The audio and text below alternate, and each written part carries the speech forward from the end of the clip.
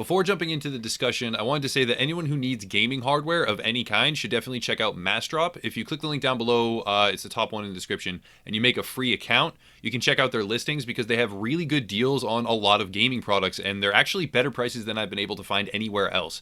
There's literally no possible downside. I reached out to them, and they are happy to work with the channel. So the top link in the description will take you to their platform. They have tons of stuff at better prices than other competing sites. Okay, so Anthem, a brand new IP from EA and BioWare that features mechs, open world missions, gear customization, and a whole lot more. In the past, I have been extremely skeptical of Anthem across the board for a number of reasons, and at the time, that skepticism was, at least to me, completely necessary because there were a plethora of warning signs that had me very concerned about the overall direction and potential success of the game. Not even just that, but I was more so worried that we would be getting EA and BioWare's version of Destiny, and with some very prominent developers stepping away from the project at what seemed like inopportune moments, all signs pointed to total trouble.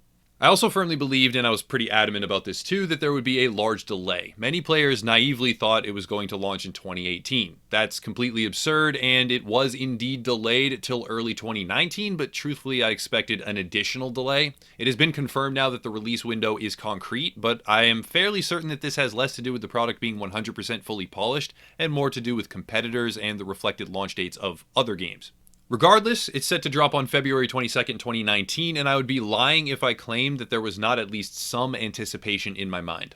Gamers love tangible comparisons to existing titles that they can really relate to, so even though it's not 100% accurate and there will of course be unique distinctions between the games, it would be semi-realistic to say that Anthem will be a sort of mashup between Mech Warrior, Destiny, Warframe, and The Division, with a few hints of Mass Effect thrown in there too. It is after all a BioWare game. What had me the most skeptical, what some people may even call overly negative, about the title was the lack of information. The striking parallels to Destiny, the bad parallels anyway. Destiny has a lot of great components, but most of the similarities revolved around the preset 10-year plan that Anthem also had, counting their eggs before they hatched, really, and some of the other worse received aspects of Destiny. And lastly, the alarming turnover in development staff a few months ago.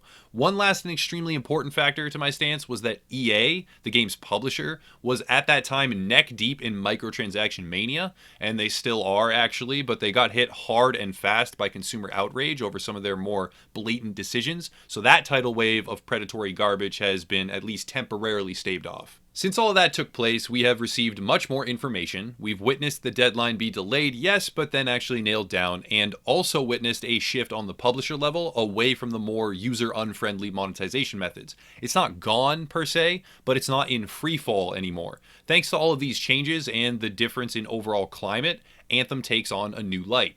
We know for a fact that there will not be romance options in the game. It's odd considering it's from BioWare, and to some that's a big negative, but to me, who cares? Honestly, romance in a video game is a waste of time. That's purely just personal opinion though, I'm not trying to outrage anybody. And beyond that, there are details about javelin suit mechanics, leveling progression, early and end game, and much more floating around the forums. I'm not going to do a 10-minute video every time the developers tweet, like some people do, but there is info out there if you want to find it. I will, however, gloss over some of the bigger systems at play. We know that there will be suit customization, which translates directly to combat style and functionality. We know there is a gear modding system, there's ultimate abilities, there's world resources with accompanying crafting, there's dungeons, and an endgame rotation. We also know that the entire game is cooperative and can be played with up to 4 members in a squad, and further, that lower level team members will have a scaled power level so that if they jump into content with higher leveled allies, they will get buffed to the level at which the content functions. This seems really stupid to me, but who knows, maybe they'll implement it really well, I don't know. Why on earth would you let someone who just started get auto-strengthened to the point where they can do high-level content without having worked for it, without having learned anything or even earned it? It's, to me, I have a real problem with that, but I'll leave it there. It has also been made clear that the entire world will open up at a certain early on point, which is good because no one likes limitations on their experience, especially in open world tagged titles. Obviously, some areas will be harder than others, but when a game claims to be open world, it really needs to be fully open, and that is exactly what Anthem is, so that's a real positive. After having seen quite a bit more of actual direct Anthem gameplay, we can see combo systems like what is utilized in Mass Effect Andromeda. That's the closest comparison that I have, and we also got a much better sense of the verticality that the world possesses. This is perhaps one of Anthem's greatest hooks. The flying mech suits transition well from land to air to water, and this 3-layer spread of environment access gives the development team a huge amount of freedom that many other games just never really possess. Freedom is the one thing that Anthem has in spades. It has subject matter that lends itself well to unmitigated creativity. The world can be set up in a number of ways, and enemy archetype and composition can be taken to an extreme because there are no limitations of realism or history that some other games have. They don't need to conform to those different, parameters. They actually can take it to untold heights. Further still, the Javelin mech suits are a nexus of player aesthetic customization options. This is an area where I do not usually get very involved, but when a game has really good methods, and when I say really good, I mean accessible, not like excessive RNG or unreal grinding just to get something that looks terrible or generic. When a game has really good items that make a player look unique and stand out, that's awesome, and it's a really great hook. I like to think of the term fashion frame in my mind whenever the discussion involves cosmetics, because the term fashion frame from the game Warframe means a pseudo-style endgame in and of itself, revolving directly around how your Warframe looks. Because of the depth their tools provide, it can become a very enjoyable and complicated experience to really tweak your frame to look exactly the way you want. If Anthem has anything even close to that, which it absolutely could have, it would be fantastic. But now we reach the important point where we step back and intentionally deflate expectations. The industry at large, and because of it, we as gamers, have a really detrimental habit of going into a hype frenzy and just making poor decisions most of the time. Gamers get suckered into bad deals or convinced to purchase things that are not actually what they want because of well-made and aggressive marketing strategies. Always keep in mind that when you see trailers and demos, it's been played over and over. It's been perfected and customized by focus groups to spur as many people as possible to give them as much money as they can get, as early as they can get it, without having earned or even proven a shred of the game's worth.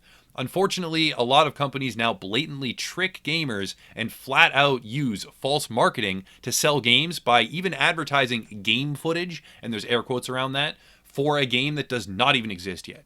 Destiny 2 had a heavy-hitting marketing campaign, and it launched like a wet fart straight into a gust of wind. It's improved tremendously since then, yes, but that's beside the point. They spent millions of dollars selling a product that was just not complete and did not have enough material to justify its price tag at the time.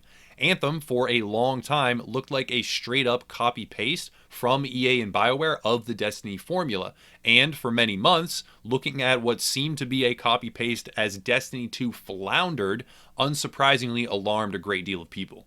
Couple that with the microtransaction mania that EA was basking in and the staff turnover rate, it straight up looked like Anthem was just going to be a giant disaster. And all things considered, with some of the trash that gets spit out by the gaming industry and the unbelievable hype that is still somehow generated on a daily basis, it was my belief, and many others, and it still is, that having your expectations too low is infinitely better than having them too high. Being pleasantly surprised by a game is superior in every single conceivable way to being disappointed. Take a fresh look at all this today and we have a completely different scenario. EA has been metaphorically kicked in the teeth quite a bit, and hopefully a lot more in coming months, but still, this, amount has been nice.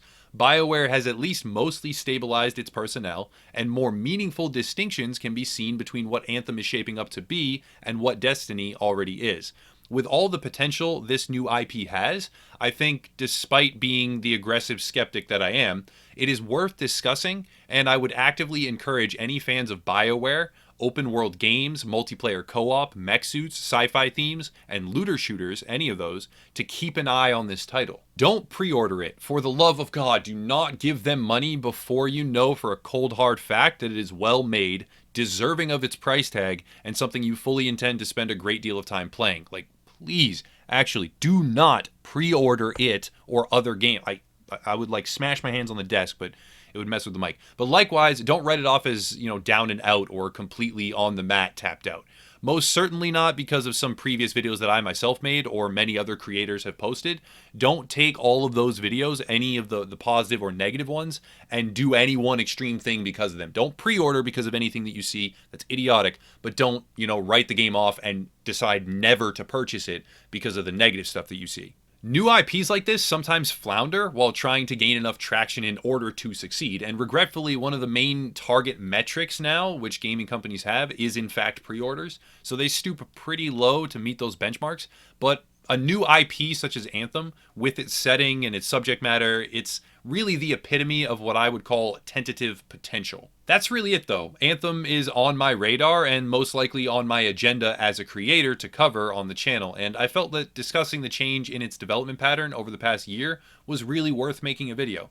As I said in the beginning though, there is a link to a platform called Massdrop that's been able to drive down their prices for a bunch of different reasons and on a lot of different products, including a lot of tech and gaming hardware. So if you want to check all of that out, you can create a free account by clicking the link down in the description. It's the first one right there, and you can just see what's going on.